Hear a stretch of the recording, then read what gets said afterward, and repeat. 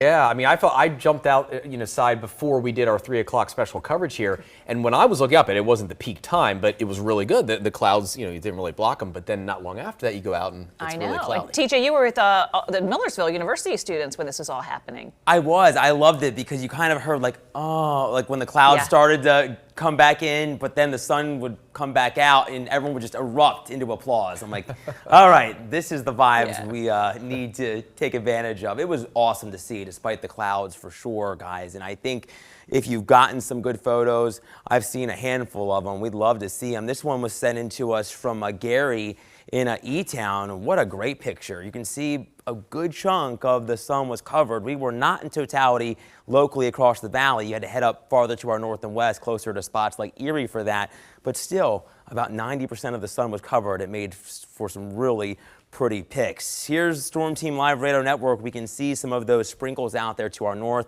All compliments of a warm front that has been moving in from the west.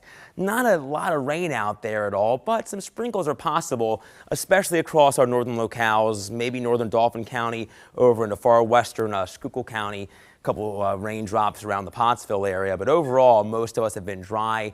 And with the help of that front, temperatures have been milder. As we zoom out, we can see one system to our north, another area of low pressure to our south. That's where it's been much stormier, some heavier rain down that way. And eventually, that system is going to bring us a soaking of rain here at home. We have a couple of systems to get through before we hit the weekend. Here's our live glance in the Red Rose City, Lancaster. Not looking too bad. Still a lot of cloud cover out there, but at least that sun is peeking through now, kind of similar to what we saw during the solar eclipse just a bit ago. Temps are in the middle 50s, a little different off to the north with the help of some more clouds and showers up that way, but 70 is the current reading in Gettysburg. Feels pretty good there.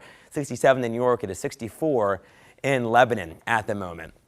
As we progress through the remainder of the evening, we'll fall back into the low to mid 60s. We will see some clearing as we lose that heating from the day. Middle to upper 40s through the overnight. It's going to be a mild one, well above average for this time of April. Then tomorrow, we're really soaring with our temps. Mid to upper 70s with the help of some upper level ridging.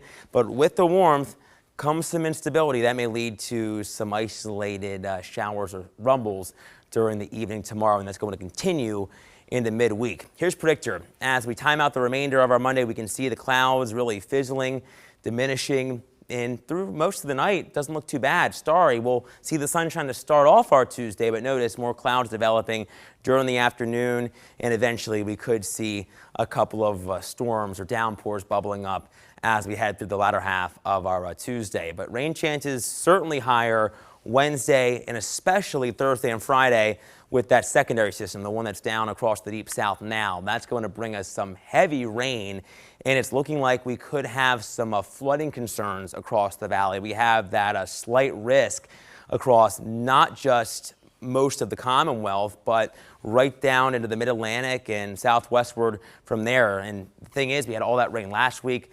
Our waterways are running high, so it's something we'll be monitoring closely. Over the next 10, we are expecting temperatures to cool behind that system.